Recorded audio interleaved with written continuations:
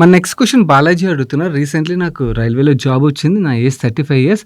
నా take home salary ₹48,000 per month. Monthly expenses ₹15,000 అవుతున్నాయి. సొంత ఇల్లు ఉన్నది.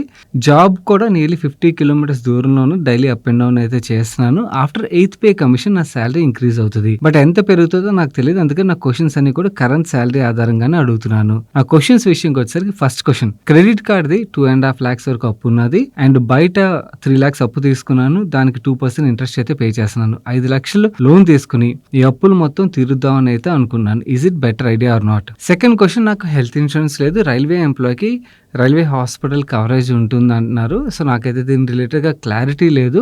నేను ప్రెజెంట్ హెల్త్ ఇన్సూరెన్స్ తీసుకోవాలా వద్దా? సెకండ్, టర్మ్ ఇన్సూరెన్స్ అయితే 1.5 crore తీసుకున్నాను. థర్డ్ క్వెషన్, మా పాప ఏజ్ 8 months. తన హైయర్ ఎడ్యుకేషన్ కోసం అని తనకి 21 years వచ్చేసరికి 1 crore అయితే క్రియేట్ చేద్దాం అనుకున్నాను. Is it possible? Sukanya Samriddhi Yojana బెటరా? లేకపోతే మ్యూచువల్ ఫండ్ బెటరా? సుకన్య సమృద్ధి యోజనలో ట్యాక్స్ ఫ్రీ అంటున్నారు. వేరేస్ గవర్నమెంట్ అప్పటికి తీసేయచ్చేమో, ఏమంటారు? సో ఇక్కడ మాత్రం క్లియర్లీ సుకన్య సమృద్ధి యోజన స్కీమ్ అయితే మంచి స్కీమే అండి, నో డౌట్. కాకపోతే మీరు లెట్స్ సే మీ పాప పేరు మీద ఒక ₹100 ఇన్వెస్ట్ చేయాలనుకోండి. 10-20 రూపీస్ సుకన్య సమృద్ధి యోజనలో ఇన్వెస్ట్ చేయండి. మిగిలిన 80-90 రూపీస్ మ్యూచువల్ ఫండ్లో ఇన్వెస్ట్ చేయడానికి ప్రయత్నించండి. సో దట్ మీకు ఇక్కడ రిటర్న్స్ అయితే బెటర్గా వస్తాయి. అండ్ ఆల్సో ఈ స్కీమ్ కూడా అంత తీసి పడేయాల్సిన స్కీమ్ కాదు, which is really a good scheme. అంటే మనకి ట్యాక్స్ ఫ్రీ రిటర్న్స్ కన్సిడర్ చేసినట్టయితే మాత్రం చాలా మంచి స్కీమ్ అని నా ఒపీనియన్. అండ్ ఇన్ఫ్యాక్ట్ గవర్నమెంట్ తీసేస్తుందా అంటే I don't think government will take that decision. ఎందుకంటే గర్ల్ చైల్డ్ బెనిఫిట్ రిలేటెడ్గా లాంచ్ చేసింది. ఇది ఎమోషన్తో కూడుకున్న ప్రొడక్ట్ కాబట్టి నార్మల్లీ గవర్నమెంట్స్ అంత ఈజీగా టచ్ చేయడానికి అయితే ప్రిఫర్ చేయవన్నమాట. అండ్ నా రిటైర్మెంట్ 2051కి అప్పటికి 2 crores అయితే కార్పస్ క్రియేట్ చేయాలనుకున్నాను. Is it possible? ఓకే, దీని రిలేటెడ్గా మాట్లాడుకుందాం తర్వాత. Next, best mutual funds, ultra aggressive ఫండ్స్ని సజెస్ట్ చేయండి. I want to take bike for my daily up and down job purpose and after 2 years I want to take car. Is it a right idea or not, or should I need to extend it for another 2 years? And నాకు government job ఉన్నా కూడా ₹1,00,000 FD నా wife పేరు మీద చేద్దాం అనుకున్నాను emergency fund కోసం. ఇది కరెక్టా కాదా అని అడుగుతున్నారు. కరెక్టేనండి. ఎఫ్డి అయితే కంపల్సరీ, ఎఫ్డి అని కాదు, ఎమర్జెన్సీ ఫండ్ అయితే ఉండాలి గవర్నమెంట్ జాబ్ ఉన్నా ఉండకపోయినా కూడా. ఎందుకంటే మనకి ఎప్పుడు ఎలాంటి ఎమర్జెన్సీ నీడ్ వస్తుందో తెలియదు కదా, అలాంటి టైంలో మీకు ఆ ఎమర్జెన్సీ ఫండ్ అయితే హెల్ప్ఫుల్ అవుతుంది. కమింగ్ టు ఆయన ఇంకొక 8th point విషయంకి వచ్చేసరికి తన ఒక ఎక్స్పీరియన్స్ అయితే రాశారు. దీన్ని అందరికీ చెప్పమని అయితే అడుగుతున్నారు.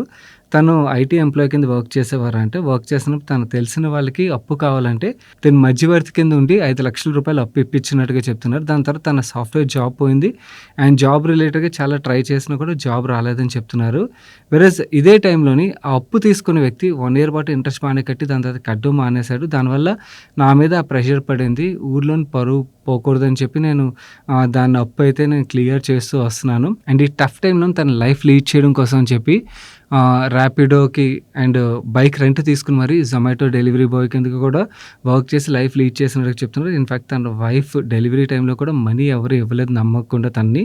సో దానివల్ల చాలా ఇబ్బంది పడ్డాను. సో మనీ విషయంకి వచ్చేసరికి ఎవరిని నమ్మద్దు అండ్ ఎవరికి ష్యూరిటీ ఉండి అప్పులు ఇప్పించడం ఇలాంటి పనులు చేయొద్దని అయితే తను చెప్పాలనుకున్నారు. సో ఇది తెలుసు చాలామందికి, బట్ ఒకవేళ తెలియక ఎవరైనా తప్పు చేస్తున్నట్టయితే జాగ్రత్తగా ఉండండి. ఇది వన్ ఆఫ్ ద ఎగ్జాంపుల్ మన సబ్స్క్రైబర్దే. అండ్ కమింగ్ టు మీ క్వశ్చన్స్ విషయంకి వచ్చేసరికి ఫస్ట్ నా సజెషన్ ఏంటంటే పర్సనల్ లోన్ తీసుకోవడానికి ప్రయత్నించండి. ఎందుకంటే మీరు గవర్నమెంట్ ఎంప్లాయ్ కదా, మీకు పర్సనల్ లోన్ వస్తుంది. ఈ 2% interest rate and credit card వడ్డీ ఏదైతే ఉందో 3-4% మధ్యలో ఇంట్రెస్ట్ పడుతుంది. ఈ లోన్స్ని ఫస్ట్ క్లియర్ చేసేయడానికి ప్రయత్నించండి. అండ్ కమింగ్ టు ఇన్వెస్ట్మెంట్స్ విషయంకి వచ్చేసరికి అప్పుడే కాదు, ఓకే ఆ పాప పేరు మీద ఇన్వెస్ట్మెంట్ అన్నారు కదా, ఫస్ట్ ఈ అప్పుల నుంచి కొంచెం బయటపడ్డారనుకుని దాని తర్వాత ఇన్వెస్ట్మెంట్ రిలేటెడ్గా ప్లాన్ చేయడానికి అయితే ప్రయత్నించండి. నెక్స్ట్, హెల్త్ ఇన్సూరెన్స్ రిలేటెడ్గా మీకు అయితే అప్పుడే అవసరం లేదు, ఫ్యూచర్లో తర్వాత ప్లాన్ చేద్దరు. కానీ ఇప్పుడైతే మీకు ఆల్రెడీ మీ జాబ్ నుంచి మీకు ఆ ఇన్సూరెన్స్ వస్తుంది కాబట్టి కొన్నాళ్ళ పాటు ఆ ప్రీమియం అమౌంట్ దానికి వెళ్ళకుండా మీ అప్పులు తీర్చడానికి ఫస్ట్ ప్రిఫరెన్స్ అయితే దానికి ఇవ్వడానికి ప్రయత్నించండి.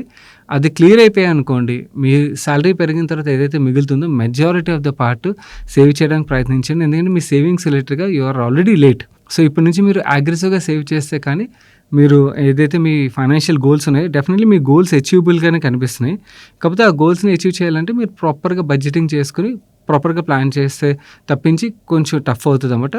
So first preference debt clear చేసండి. సెకండ్, దాని తర్వాత ఇన్వెస్ట్మెంట్ రిలేటెడ్గా ప్లాన్ చేద్దాం. అండ్ ఇంకొక ఇంపార్టెంట్ పాయింట్ మర్చిపోయారు, మీరు బైక్ కొనాలని ఆలోచిస్తున్నా అన్నారు కదా. 50 kilometers ట్రావెల్ అంటే చాలా టఫ్ అండి, డైలీ అది కష్టం కదా.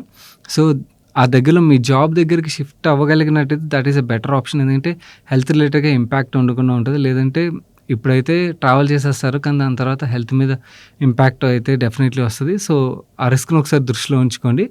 కార్ రిలేటెడ్‌గా అంటే 2 ఇయర్స్ తర్వాత కార్ ఆలోచిస్తున్నారు. ఫస్ట్ ఈ అప్పులు క్లియర్ అయిపోయి కొంచెం సేవ్ చేసి ఒక కంఫర్ట్ జోన్‌కొచ్చిన తర్వాత దెన్ 4 వీలర్ రిలేటెడ్‌గా ఆలోచించడం would be a better idea అవుతుంది. ఈ ఫుల్ వీడియోని చూడడానికి ఇక్కడున్న వీడియో మీద క్లిక్ చేయండి.